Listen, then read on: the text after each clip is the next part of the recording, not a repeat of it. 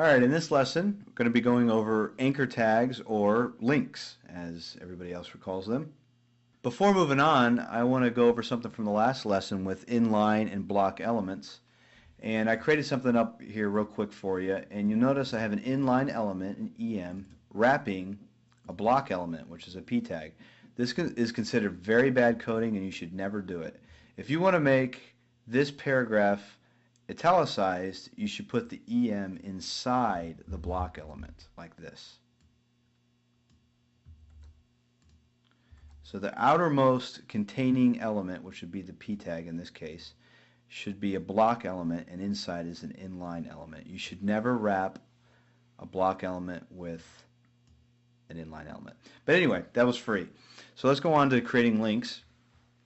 In the simplest form, a link is just an A or anchor tag. I'll just go ahead and show you. A tag is this. This is a link. And so there's a link, but you notice it doesn't look that great. You can't click on it or anything.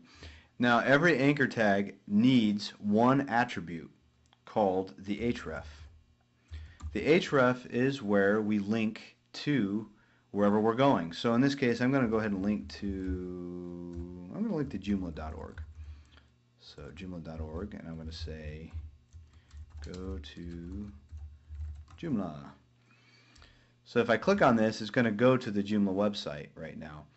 So every anchor tag, like I said, has an attribute called href, and inside there you would put that link. So that's the basics of a link.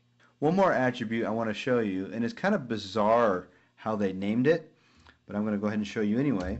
If I hit target, if you think of target, you're thinking about when someone clicks on this, what's it going to do? And there's a bunch of different attributes we're not going to go into, but the biggest one I just want to teach you now is underscore blank. Now you're saying, what in the world? What does that mean?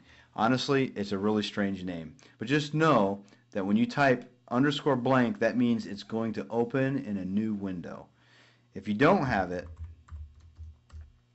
it's going to open in the same window. So those are the two differences there. Target equals underscore blank, which means in a new window, and not, which just means in the same window. So that's how to link to external things. The next thing I want to show you about links is if you want to link to something inside the current web page. Right now we're linking to Joomla.org, but what if I want to link to something on the same page? This is an anchor is what it's called. Let me go ahead and duplicate a bunch of these paragraphs just so the page is longer. So I'm going to do that a couple times, and I'm going to create a heading right here, H3 heading. Anchor will be here. So I'm going to create a link. I'm going to make this link go all the way down to right here.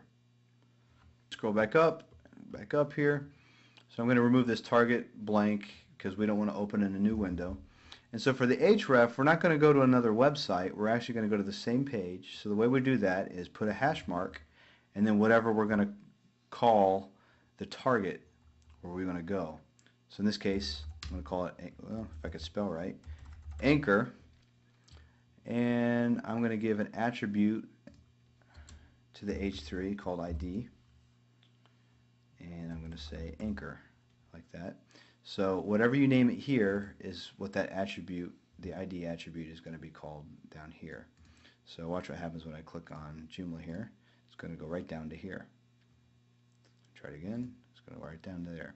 So that's how you link to internal sections of your current web page.